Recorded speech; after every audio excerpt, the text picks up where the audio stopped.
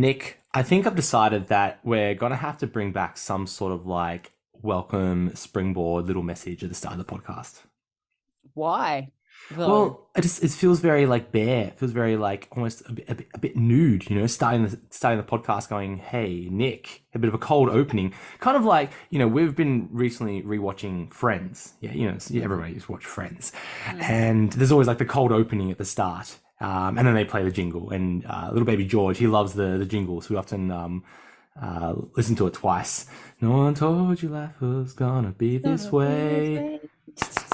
Right? The clap? Yeah, yeah. So, yeah, he loves Of that. course. Anyway, so it's all about a cold opening. So that's essentially what we're doing here. It's just a straight up cold opening, and then you get the giggles, and Mhm. then, you're off into the jingle. But we're going to have to, like, Mm. I reckon we're going to have to bring back the jingle, some sort of, like, thing at the start. What do you reckon?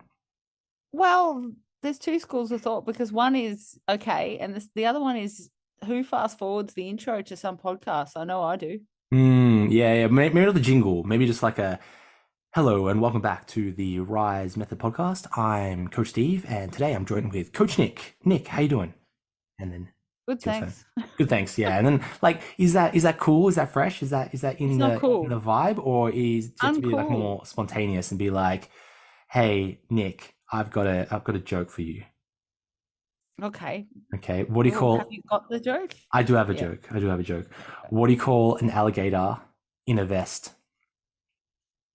What do you call it? An investigator. Oh, cute. That's really Ta-da! cute. Yeah, yeah, yeah, yeah. So it's just a neutral one. Yeah, yeah. That's nice. Anyway, Nick, tell me, how are you this week? I'm really good, thanks. Everything is good. I have nothing exciting to say except what do I have? What do I have? Let me think. Squats are low, standards are high. Love that. Love that for you. Yep. Yep, yep. Mhm. So that was going to be my next question. How's training coming along? Training's awesome. Everything is fantastic. I'm living my best training life. I love training. Yeah, everything is feeling good. I think I'm finally sort of getting towards a level where I might kind of know some stuff in the gym, but not really that much, like just occasional bits. I know enough to know that I don't know anything, which means I know some. Yeah, yeah, I hear you. Like I know a few gems, but I'm not a jeweler yet. Yeah. Yes. No, Yes. I hear. So I feel comfortable. The gym is my home. I love it. Hmm. Yeah, so everything is good. It's just day after day showing up, doing what you need to do and reaping the rewards. Yeah. No, I love that for you. Mm. I Mm. recently rejigged my garage situation and played a bit of Tetris and made a bit more space. So the garage now has some good feng shui, good feng Oh, shui in the wow. garage, right? Uh, Yeah. which makes more space, which means more space for filming. So we're back on the Instagram stories filming, so I can that's cool again. But before it was just a little bit too crowded to get like a shot on my phone, Mhm. and that affected my reflection because we like to film ourselves, watch back our videos, reflect on it. Half the videos don't end up anywhere; they just end up on our libraries, taking up space on our phones. But it's really great to reflect and watch those videos back. So you know where you're improving. And even now, I've been training since I was an early teenager. And it's not fair to say that I've had like, 15 years of training experience, probably a good like decade of solid training experience. But even now, I'm always looking back and, self-assessing and reflecting on my technique.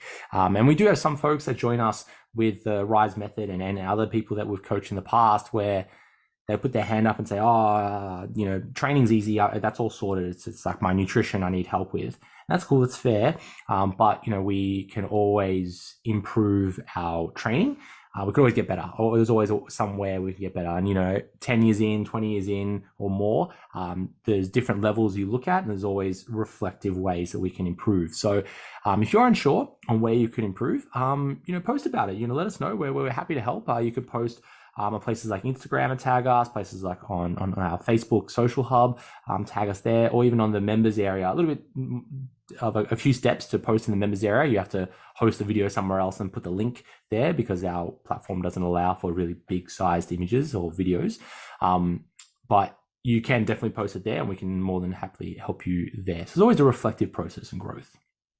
Yeah, definitely. And even if you sort of say, "Oh, I'm not someone who likes to put things up or anything," fact is, even if you enlisted the help of a coach that you paid a lot more than what you pay people in this challenge for, you would still be sending them videos of yourself. So this is kind of the way. It really is good to get used to filming or having some way to assess your technique, so then you know that you're not wasting your time. And I'm not trying to say that in a mean way, but there are just some things that you can refine to really get the most bang from buck, I suppose, of going to the gym. Yeah, absolutely. Absolutely. And like at the end of the day, we hope that we can teach you how to self-reflect, because once you learn how to, you know, look at your own technique and your execution of the exercise, great. You have a skill that you can keep with you forever, without needing to rely on someone to get their opinion on how you move. If you can get that reflective process going, amazing. And it might be a bit of a step process. You know, how did you feel when you were controlling the load? You know, were you stable? Like, where was the points of contact? Like, where were your hands? Where were your feet? Where were you on the bench or the machine? Then you could look at the ease of movement. Was it balanced? Was it symmetrical? Was the load in like the center of gravity? And then was there things that were just not quite right? You know, you might look at it like, oh, something just looks odd. You know, maybe you could increase the range of motion, or maybe you're bouncing. We spoke about bouncing a few weeks ago, like as in when you lower yourself down into a deep squat, you might bounce off your like calves or your knees or your ankles or something to kind of like springboard yourself up. You might look at that and want to improve that over time. So it's that reflective process, right? Yep. And And everyone has got something. that's right. And I think that feeds nicely into week 4 of the first ever Rise Method Challenge, where we're all about evolving, right? We've gone through RISE. Now it's about the E part, to evolve and to progress. And sure, progression doesn't always happen in 4 weeks, but it's time to think about it, and we can start to ask ourselves questions like, you know, where can I improve? We've sustained this strategy. Like, what can I do to take it to the next level? And sometimes it's that reflective process, being like, okay, are squats right for me right now? You know, I'm trying to build the biggest quads in the world. Is it better if I move to like a leg press or a hack squat or a leg extension, or should I keep doing, you know, a barbell back squat? You can ask yourself those types of questions, and that's okay. They're just questions, right? You can start thinking about your plan and say, okay, what's working for me? What could I modify to make it easier? What could I change in my environment to make it easier? You know, what things are really challenging? What am I not enjoying? And is it better to sub those things out? Or is it a case of what we don't like is good for us, right? You know, something like a split squat or of any variety, some of us avoid that type of exercise, and maybe we do that because we don't like it, but you might benefit from doing those types of movements. So great time to think about those types of things now. Definitely. Yep. Agreed. Now, Nick, I want to speak a little bit and take us back to, you know, the vision of the Rise method. You know, we're about a third of the way through the first ever Rise method challenge, and we're thinking and reflecting and always improving. That's one of the values of the Rise method, is all about consistent improvement, continual improvement, and that's what we're doing with the challenge, looking at ways that we can improve the Rise method. Now, you know, this iteration is an evolution, as you would, of previous challenges that we've run, Nick. Things like the Max to Maxine challenge and the M challenge, and the Rise method is completely separate. But of course, we ran those programs, so there are some similar threads there. Now, you know, the things like the M challenge, Max to Maxine challenge was primarily a body transformation competition run by a supplement company. Max is a Maxine's amino active, which is primarily based in bodybuilding. So of course, the big point of the challenge was more of that bodybuilding element, that body transformation element, and that was a really great goal for some individuals.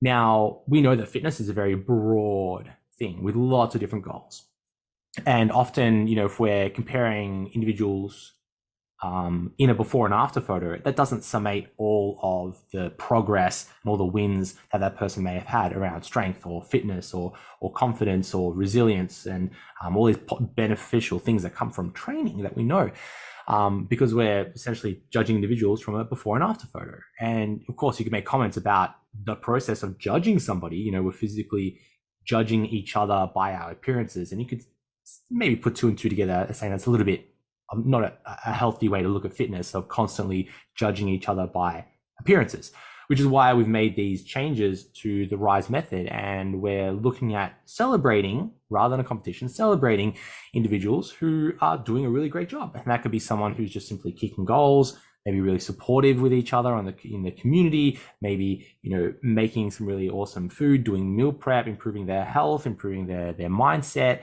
training in the gym. And that's our all-star competition. There are some folks that might not completely understand the all-star celebration yet, maybe thinking of it like a social media competition or a popularity competition, or something that you need to be on social media all the time, which simply isn't the case. And I'm still searching for how these folks out there may have come to that conclusion. But essentially, to be part of the all-star celebration, if you'd like to be part of it and win a prize and get a booster pack and be celebrated in that week, we want to see what you're up to. And to do that, you need to tell us what you're up to. And to do that, you might need to post online about that, or complete the weekly check-in, which many of you are doing as well. So if you want to be part of the All-Star celebration, that's awesome. If you need a competition to drive your fitness progress, that's completely fair. Some of us go through the motions and we need like some sort of competition to keep us on track.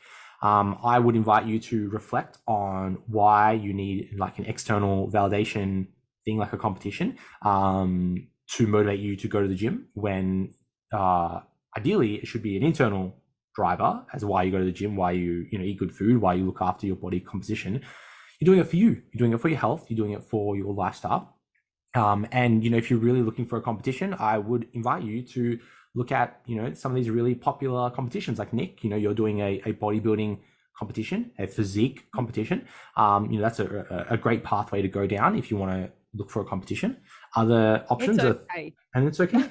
It's okay, but you know what? There's a caveat here. You've got to be really, really, really solid with with the way that you feel about everything and what people throw at you, because people are going to comment, they're going to say stuff. You got to be really solid. The judges are going to judge you every inch of your body. Are you ready for that? Yeah. This community here and others that are very supportive is a beautiful place to land, no matter what competition you're doing, because you're never going to be 24/7 in competition mode. No. And even a pro footballer, whoever, that people have a season where they take time, reflect, get better, and then they go out there again. Yeah, no, totally agree. And you're speaking about like physique shows, like they can be very in the nicest way catty. It's all about comments on each other and judging each other's appearances, which might not be for everybody, and you need a very thick skin to be able to compete in a world like that. You have to be really understanding that it's a created, made up world that it doesn't define you either way, and people will say stuff and people do say stuff continuously, but like the best thing to think is nobody really cares. It's the same as anything else. You're doing it for you, and you're not doing it for the world. You're not getting a gold medal in the Olympics. None of us are. So it's all, you can't take yourself too seriously either. Yeah, no, I agree. That's my advice is, if bodybuilding isn't for you, there's other areas that you can dabble in. Like I've competed in powerlifting quite recently. Even like strong men and women competitions are very popular right now. Highland Games, strength sports is what I'm implying. Amazing. Yeah, super supportive community. Nick, you've done powerlifting in the past, and that is a very juxtaposing space to bodybuilding, because everyone's very supportive and encouraging and like cheering you on as you go and lift. But you got to be prepared to perform on the day, which is quite different to what we're doing with things like the Max E&M challenge, where we're actually going through a process of unfitting ourselves, right? Because Nick, in all reality, as you get closer to competition, you may not be the most peak performance, right? If we got you to lift, you're not. As you diet down further and you get more fatigued and you're really pushing the limits, you're not the most optimal performance person out there. You're not going to go and win a gold medal at the Olympics. Whereas when you are competing in a strength sport, you need to align all the ducks so that you perform at your peak. Very challenging to do. So that's a great competition to keep you on track. And there are folks out there who've completed previous versions of the challenge who've gone on to strength sports and kicking goals. And that could be a path you take as well. Yeah, 100%. Yep. And there's also all the different goals that if you've never done a large walk before, there's heaps of really long walks that are so much fun to do with family and friends. That's a really good goal as well. Then there's different running. There's so many different events, and now that everything's back open again, so many different things, and just anything that makes you celebrate where you're at, and get a little bit of a pep in your step and feel like it's all awesome. Go for it. That was even my third point, is like fitness-based events, like endurance events. You got things like marathons, triathlons, long cycles, long swims, long walks, you name it. Or even like those obstacle course races. Have you done things like Tough Mudder and stuff before? I've never done that. I mean, the closest is that Ironman. That's pretty that tough. Was bloody tough, but I haven't done any obstacle courses at all. I did one. It was pretty wild, but yeah, I feel like I would easily catch fire. If there was a fire, I would definitely catch fire. But look, maybe one day, you never know. But yeah, I can tell you now, like if anyone ever wants to dabble in a triathlon, the triathlon community is really lovely. They're all really down to earth. It's never about looking a certain way. It's just everybody you get snot on you from swimming. No one looks anyway. So you can really just look and find your tribe, and you can swap tribes. I've swapped tribes millions of times. I'm not loyal to any tribe. I just go where the breeze is. I'm a freelance fitness person. Well, look, I think it ultimately comes back to the whole point of this conversation is like, well, what is the RISE method? And essentially what we want it to be is a continuous journey of moving towards your version of health. Everyone has their own definition of what's healthy to them and what is a healthy lifestyle. So that could be that you want to be healthy enough to run a marathon. It could be that you're healthy enough that you want to play with your kids. Maybe it's healthy enough that you make good choices so you can enjoy pizza on the weekend with your friends, but then still staying at a body composition that you're happy with. Maybe being healthy is you want to be the most jacked bro or broette in the gym, or you want to be the strongest person on the platform in a powerlifting meet. Whatever your version of healthy, we want to help you there. We want to create the tools and the resources and provide the educations that you are armed to navigate the fitness space. Because when I look at the fitness area, there's lots of confusion. There's lots of people feeling overwhelmed about nutrition and training and just simply overcomplicating it. Another one of our tenets, our values, is simplifying it. And we want to simplify the process of it. So join the RISE method. It's all about getting you back on track with your fitness journey, keeping you accountable in your fitness journey, and understanding that we all have different paths and different goals. And if you're still unsure about what goal, where to take it, that's the first step. R is to reevaluate, RISE, reevaluate where you are.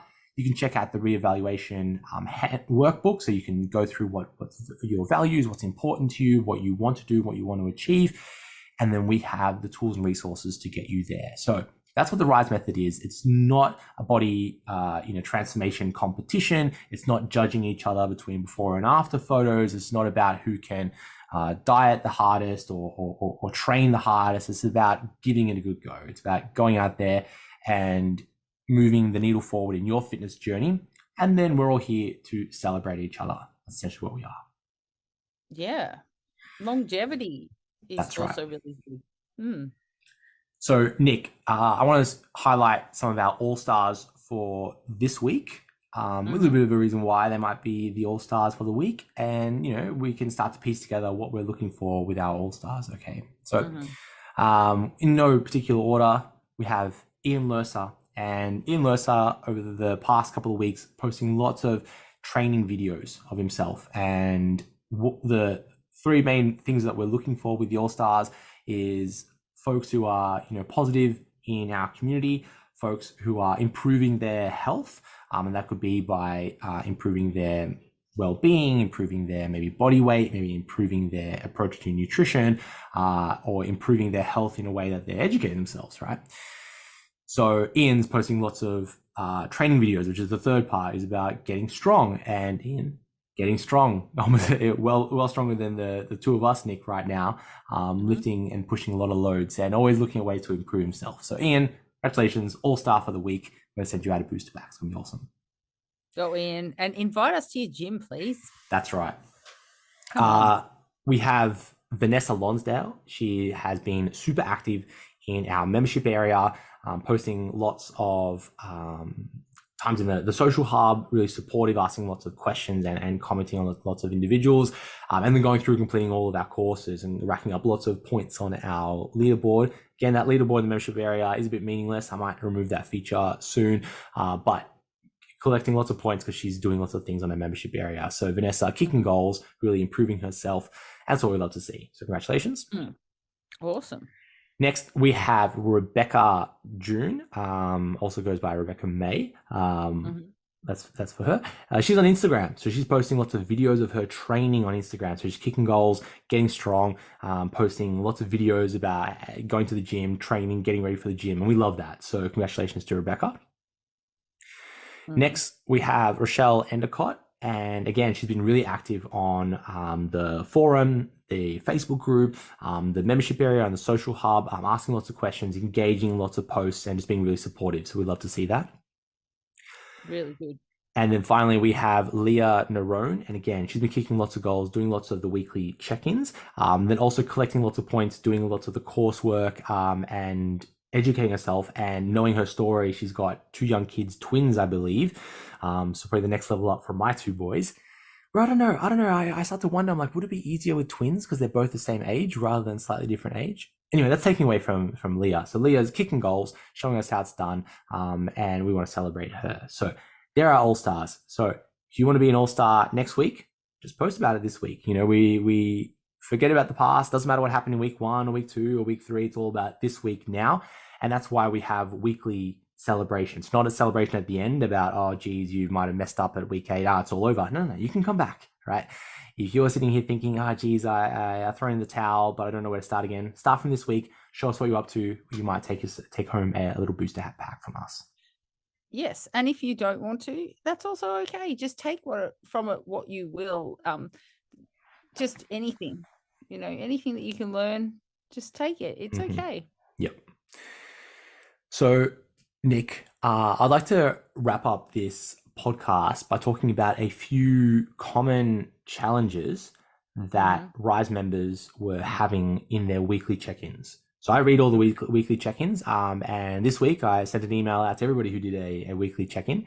So I read them. I can give you some feedback, some advice, even just a little boost of motivation. So if you haven't already, go complete the weekly check-in. You might get a little email from Coach Steve. So a few common challenges that we are all facing. Firstly, lots of us struggling in social settings and succumbing to temptations. So foods, some particulars out there, candies. We have hot chips, and of course chocolate. Okay. So there's some common trends for this week. And gosh, hot chips, that's a tempting one for me. I can definitely have a lot of hot chips. But Nick, if someone out there is thinking about food more than normal, right? And maybe they're exposed to food, at work, at home, wherever they're going, what could someone do to, fight the temptation, and potentially avoid some of these foods that might derail their dieting goals?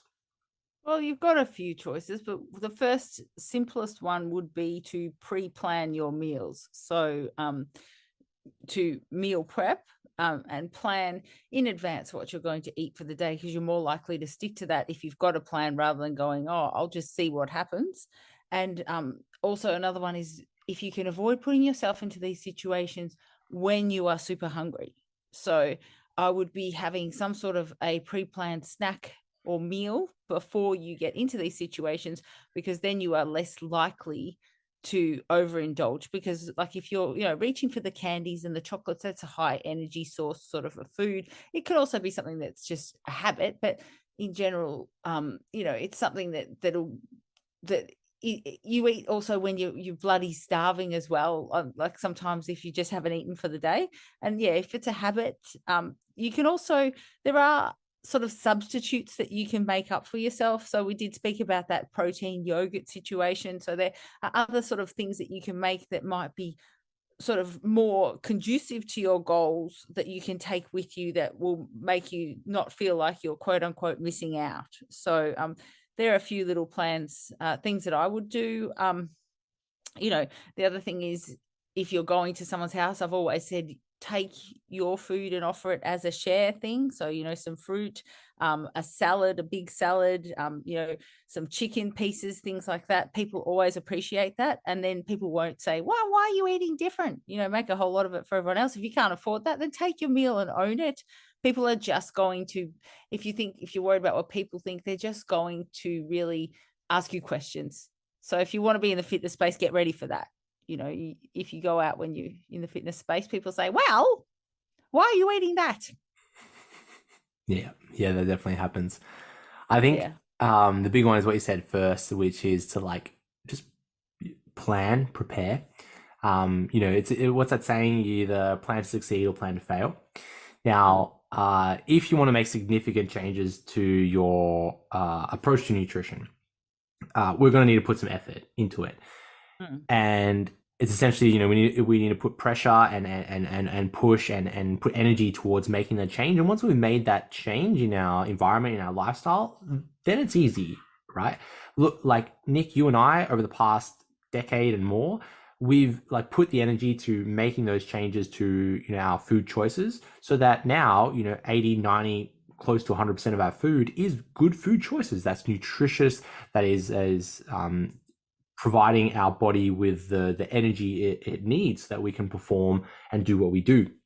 Whereas if we might be just starting the process, it can be challenging, and I empathize with that. It can be super challenging, super hard when we might have habits and routines, particular comfort foods, lots of emotions around foods, and maybe feelings of being overwhelmed, which we'll talk about in a moment. But if you want to make a significant change, you need to spend time now to put energy towards succeeding that. And that is things like meal prep. That is things like purposely buying certain foods and not buying certain foods in your house. That might be having those tough conversations with friends and family and co-workers about what you're trying to achieve, and to maybe make those changes at your work functions or at social events. And even speaking to your family, like if you are the main, let's say, cook in the family, and you know your kids or your partner wants to eat a certain way, and you want to eat something different, you may need to have that conversation and look for ways that you can have a nourishing meal that everyone would enjoy. And I've spoken to folks in the past where they would say, "Oh, I want to follow this diet, but you know, my kids need to have something different." The question, of course, is like, well, do they need to have something different? And I empathize again, because I'm trying to give food to my toddler, and you know he doesn't eat half the food that we give him. I get that. But you know, things that are common, like Western foods, I'm talking about, you know, spaghetti bolognese or like burgers, you can definitely make positive changes to those foods to make them more nourishing and better for you. Than just letting it go all out. And I'm sure kids would have things like burgers and spaghetti bolognese. They're probably having that already, but just portioned out slightly differently. So you can still enjoy those foods portioned out slightly differently, but making better choices. Let's say spaghetti bolognese, buy a leaner cut of beef. So instead of buying the 10% fat, buy the 8 or 5 or 4, I don't know the percentages of minced meat to put into your spaghetti bolognese. Add some vegetables in there, like some grated carrots or some lentils, or maybe some whole grain pasta. So you're making a better quality food that you can enjoy and nourish, and you're nourishing your family. So there are some ways that you can change your environment to make it easier for you. Definitely. Another trick to do with that is all of the elements of the meal. Just pick the ones that you want to use and the ones that you think that your family wants to use within that meal. And then you can still use the actual meal idea as a base, and then just tweak little ingredients for yourself, or for whoever else is having the food. So say if I'm making a lean mince sauce, I might stop it at some point, take some out for me while it's cooking. That'll be mine. And then add all the extra goodies for everybody else. The extra goodies might be like, when you get down to the really nitty gritty of comp prep, it might be that I don't have the whole tomato bit, the passata and all, because I will just have the mince, but I'll brown the mince, take a little bit out, be a bit of a wizard in that way, so you're still using exactly the same stuff. You just take a little bit out and then keep going. Yeah. So that's a way to tweak it. And then I might add green beans to it, or whatever it is that I want to have. I have weird foods, my family says. But they're used to it, and look, after all these years, I must say, I think Shane's come around to eating healthier because of me. It's taken a long time, but if there's no other option for him, what's he gonna do? Oh, thank Shane. me when he's 80. Yeah. Oh, Shane. Maybe another example based off yours is, let's say you wanted to follow like a plant-based diet for whatever reason. But maybe your family or your partner or your friend or wherever you are isn't. If you think about that kind of like Lego type idea where you might have the base meal, let's say you have like, I don't know, a bed of salad or some vegetables or some rice or some noodles or whatever. And if you wanted to go plant-based, you might have like a lentil sauce on the top of that, or some sort of plant-based topping on top of that. And then someone else might have, let's say some grilled chicken or something like that on top of it. So, you have the same foundation and base, but you just made some slight tweaks. And it's almost like Lego. You just kind of like build your meal slightly differently. So you could have essentially 90% of the same meal, portioned, of course, differently, because that's essentially what we're doing here is portion sizing, portion control. And just making those slight changes with your foods. Yeah.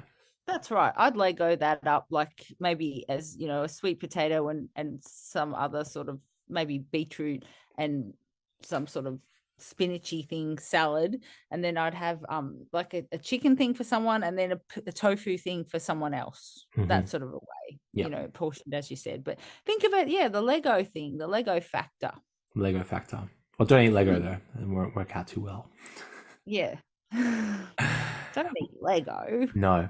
Well, look, the final thing I need to say about, maybe resisting temptations is that you can only resist temptations for so long, and under certain situations. Because when you're tired, stressed, fatigued, you've had a long day at work, you're more likely to make food choices that you necessarily don't want to make. And I'm not using the words that they're bad food choices or negative food choices. They're just food choices that you might not want to make. And there might be a time and place to try to remove those temptations out of your environment. Or, like we spoke about maybe last week, look for ways to potentially include those temptations into your plan, your strategy. So instead of thinking about eating the entire block of chocolate, you might say, okay, I'm going to have one block of chocolate, once a week, so that, I'm allowing myself to have those things, but I'm not allowing myself to eat the entire block of chocolate. So there might be strategic ways to try to include it in your lifestyle without it being a really stressful thing.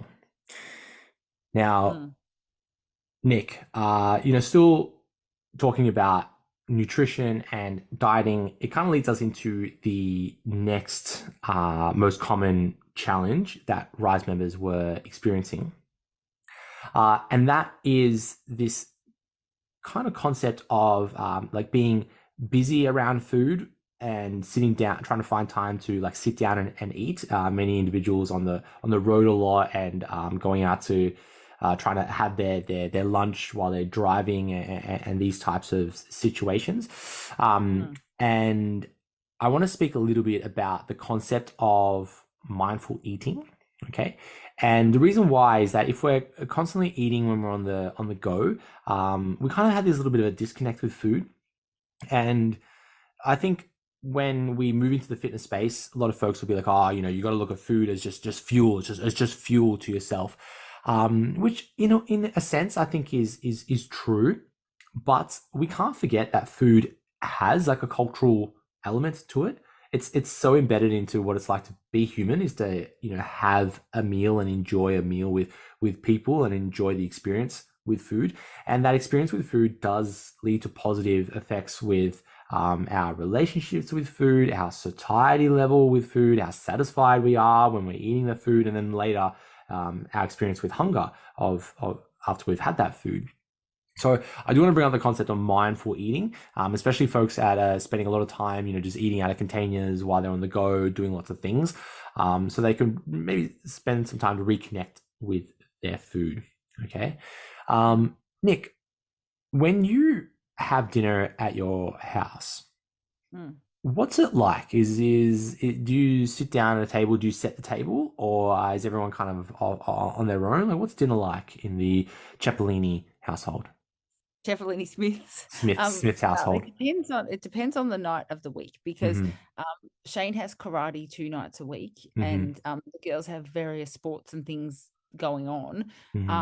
So basically, our Sunday night dinner is the one where we will all sit down together and make sure that we're all hanging out. But other nights it might be that the girls and I might eat separately to Shane, or I might eat separately to the girls. And it's just, we have a communal area and everything is put there, and then people come and sit down and eat it, but they have to sit down and eat their dinner.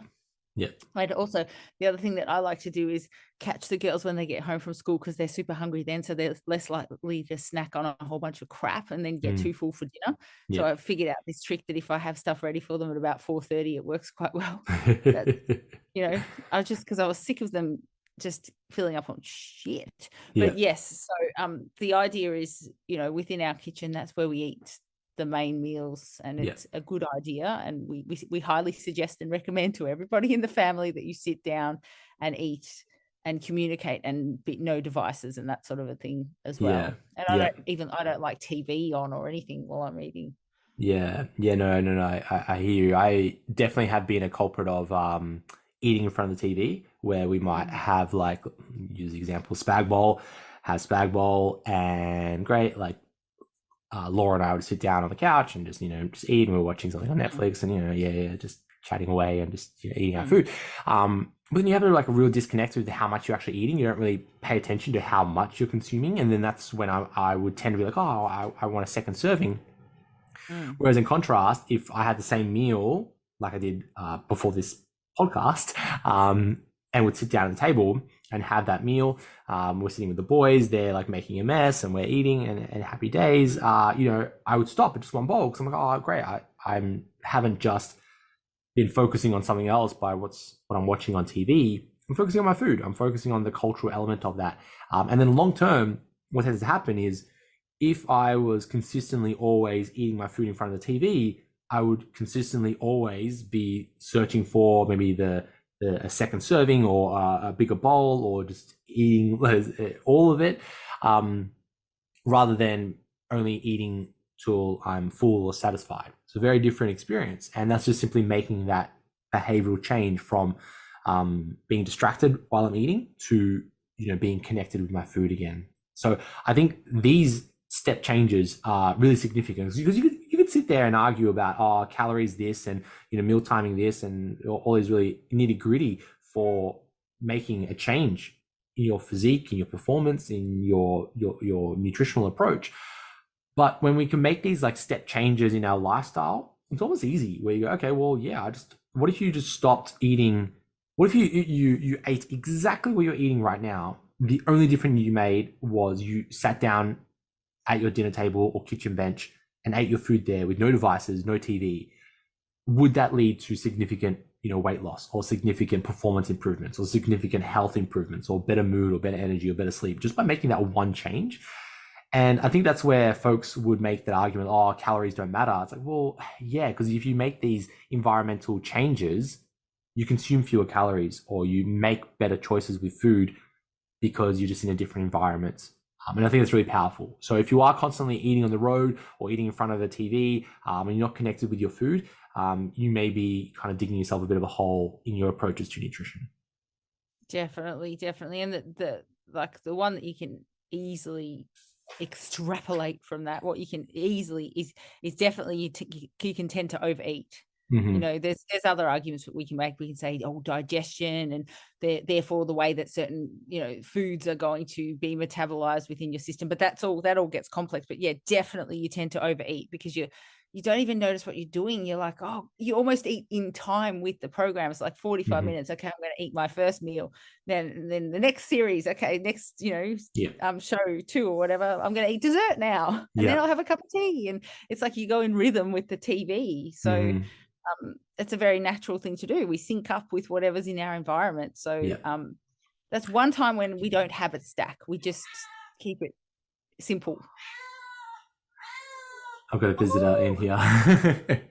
hey, Cat just burst in. can you Um, show me her? Little Kiwi. She's run off. Oh, That's fine. oh. Now, yeah, I think when you talk about habit stack, what tends to happen is you habit stack in maybe a not uh, planned way, because when you sit in front of a TV, you may instinctively want food. Yeah, because if Mm, you are eating when you're watching TV, you know, that's just like your brain makes that association. TV, food together. Or if you're eating when you're on your phone, you go, okay, phone, food together. Your brain goes, ha, or ding, or car, in your food. car. So then what happens is when your brain gets the cue, and this kind of goes into habits and how they're created, you know, you get a cue and you do the behavior, you get the reward. So you're developing this cue, you know, TV, phone, car, wherever you are, your brain goes, ding, food's coming. Of course, the hunger starts because, okay, you've got the hunger going as, oh, I've got to need food. So that's when you might start, you know, okay, well, I'm not having dinner right now. I'm going to need a snack. And that's when you might lead into foods that you're maybe comfort foods, foods that you're kryptonites, where you go, well, I want a bag of chips. I want the hot chips. I want the chocolate. I want the candy right now, because my brain's going, bing, cue time, and your whole body's going ready for food. Then you've created an environment that isn't supportive of your goals. Yeah, Um, not to mention also, like, let's not go too deeply into this, but the product placement within series that you might be watching can be anything from a soft drink all the way through to a specific food that they're eating. And you go, oh, yeah, we've got that. All right, I'm going to just eat that too. mhm. You know, Yep. so that also happens. It's none of that's, you know, by accident. So Hmm. just remove that influence. Yep. Just, you know, when you're trying to get everything together, or anytime, I think, if you can. Yep. Mm. So some of the tenets for mindful eating: one, try not to be distracted, as in like devices, screens, or just being busy. Not a good idea for mindful eating. Next, really think about making a pretty plate. So while you plate your food, you know, think like you're in a restaurant and make it pretty. I know not many of us are master chefs. I'm not a master chef, but you know, take a moment to make your food look nice. You know, you'll have a better relationship with that food. Try to dabble with herbs and spices so that you can smell and get into that you know, aroma, you know, the ambiance kind of going with your food, having that experience with the food again. And then when you are eating, a practice that I do is I try to create the perfect bite. So my first bite, I kind of like sculpt it a little bit and make it the best type of bite. And then that takes a moment. I appreciate my food. It's my little ritual. And then I eat my food. And then, of course, you're trying to, you know, eat slowly, savor the taste, savor the flavors. Maybe put your utensils down and take the moment. This is a really great meal. Enjoying maybe the environment that you're in. Maybe you're with your partner, your kids, your family, your scenic, wherever you are. Enjoying what you're doing, and then reconnecting with that food again. So that's a strategy to practice mindful eating. Mm. Good. Nick, the final, probably most common challenge that Rise Method members were facing this week was trying to find time to train with busy schedules. Mm-hmm. Now, we're all human and we can all empathize with this. And there's been times where I've been quite time poor, and trying to find time to go and train has been really challenging. And that's okay, right? Because we all go through these steps. And I think that we need to find ways to make this training thing a part of our life, regardless if we're, you know, busy or, you know, really full schedules, or not busy at all and we have all the time in the world. Because some folks would come to me and say, Steve, I want to get back into fitness, or I want to start training, but I'm just so busy right now. And what tends to happen is, if you're waiting until you're not busy, or waiting until you've got time, what happens when you get busy again? Does that mean that you're just going to push everything aside and like say, oh well, no, I'm busy again, so that's the first thing to go, training? I think if you want to make training a part of your everyday lifestyle, we need to find ways to make it part of our life when we're busy, or when we've got all the time in the world, when we're on holiday or on break, or not feeling well, or super excited, or really tired or really stimulated, whatever it is. We need to find a way to make it part of our lives. Okay. So let's talk about what to do if you're really struggling to find time to go and train. Okay, so you're working full time, you're a busy parent, you're maybe studying, working multiple jobs, you've got to care for somebody, whatever your situation is. Let's say you're really time poor. What are we going to do? Okay, Nick, do you want to take a first stab at this?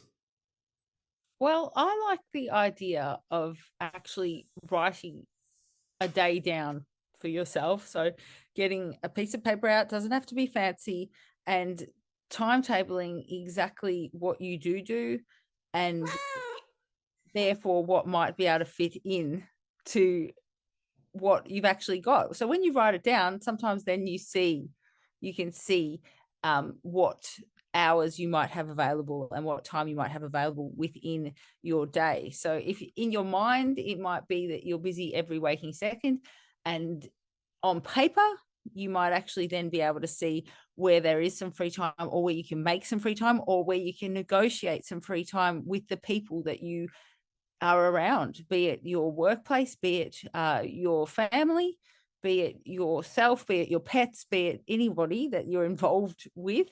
You need to sort of work out from that timetable where it might be able to fit in for you in the day. So that's what I would do.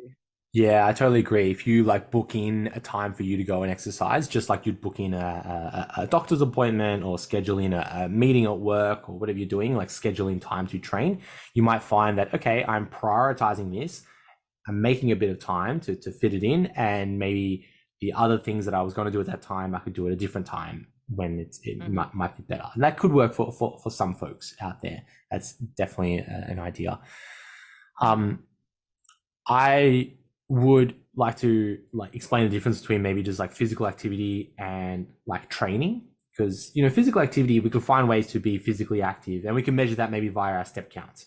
So you could have a very busy day and very physically active day where you do 20,000 steps because you've got all the chores to do, you got all the things, you're running around, you got all the steps.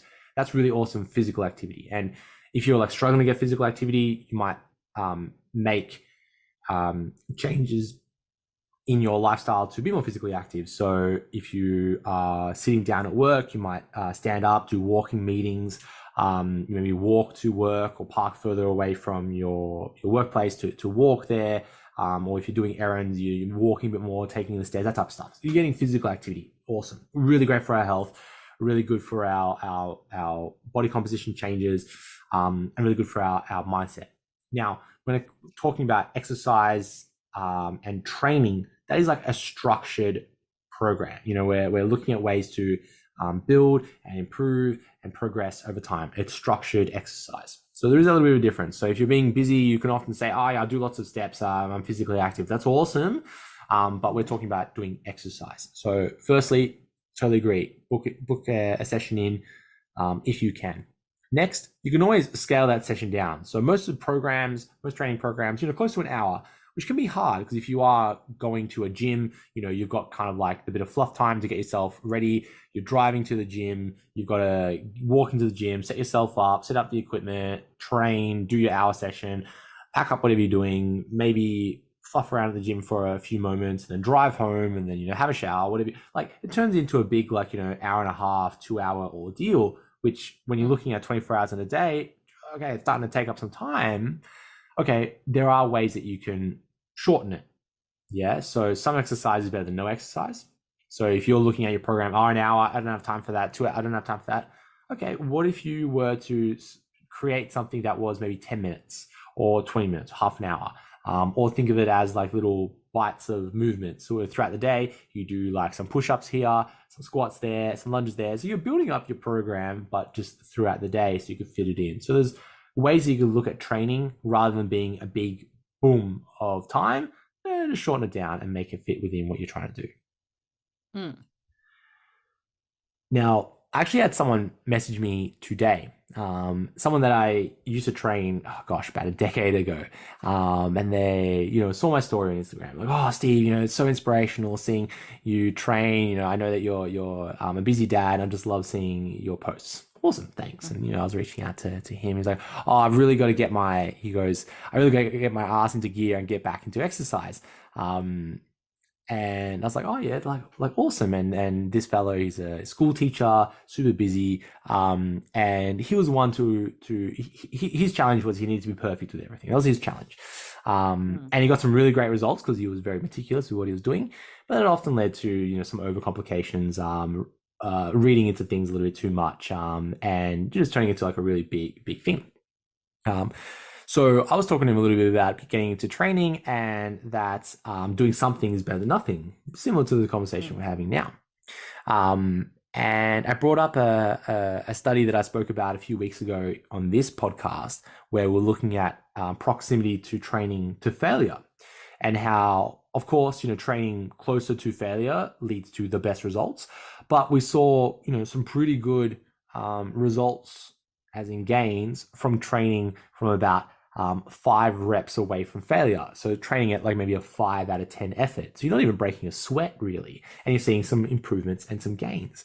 And he was going on being like, oh, that just goes against everything that I know. I'm like, yeah, okay, that's just challenging biases. And, that's what science is. We're just challenging our expectations, our beliefs, right?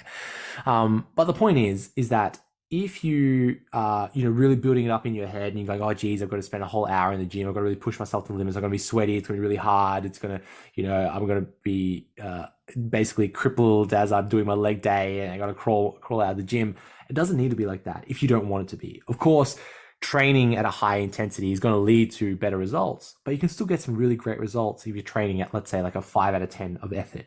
So that means effort as in intensity, also effort is in volume. So if you can't do a whole hour, half an hour, still get some really great results. If you can't train absolutely to failure, okay, maybe train, at 50% of your effort, you'll still get some progression and some results.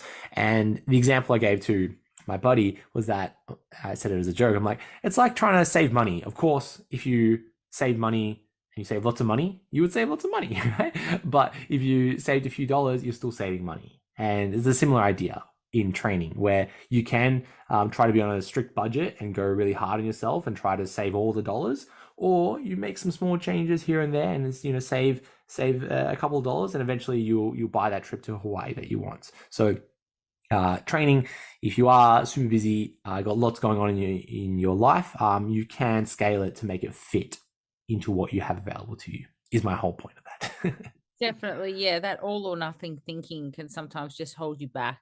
Mm-hmm. Like I can't do everything how I used to, so I'm not going to do anything. Yep. So who's that going to be, of detrimental to? Who's that going to affect? You. Yep. The final thing I want to say about if you are limited at the time and training is that you need to make sure that you're following a plan. Many folks in the RISE method are following the RISE method plans. Awesome. Some folks trying to build their own plans. That's awesome as well. I love that as well. But if you're kind of walking to the gym and you don't really have a plan or a structure, or like a ritual or routine or like a bit of a flow, you're slowly going to lose time in your session. So if you're going to a gym and you're like, oh, what am I going to work out today? My arms are a bit sore because I trained them yesterday. I might do some legs. I don't really want to do some legs. Someone's a squat rack. Maybe I'll go over here. Like, you can see how that slowly eats up your time. If you don't have a bit of a flow, like if your program that you might have written for yourself kind of goes like barbell, machine, dumbbells, machine, back to the barbells, and then back to the first machine area that you're at the very start, like you might be just building up lots of time, just logistically when it might be better if you kind of create a more of a flow. Maybe do all the dumbbell exercises together, maybe all the machine exercises together, and then the barbells at the other side of the gym do that kind of together. So something to consider if you are making your own program. Just the logistics and how you can optimize your time in the gym. So your session that might be an hour in length might really only be like 40 minutes in length, with adequate rest time between sets, because you just made it more logistically sound. A similar conversation would be if you are super chatty, like maybe you are, Nick, maybe I am. When I'm in the gym, I want to talk to people. But you might choose to kind of do the headphones on, you're focused, you're in there to achieve a goal. You go in there, people try to talk to you, sorry, I've got to train, do your thing, and then get out. And that could be a way that you optimize your time in the gym, get your program done in a time frame that fits your schedule. You have to do resting bitch face. Yeah, either resting bitch face or resting face with so much caffeine going through your veins that you are ready to go to a rave or something like that. Yeah. You know the face, yeah. All right, Nick, look, let's wrap up there for this episode of the Rise Method podcast, episode number 7. If you enjoyed this episode, let us know, and we'll catch you next week for episode number 8. See you guys. Thank you.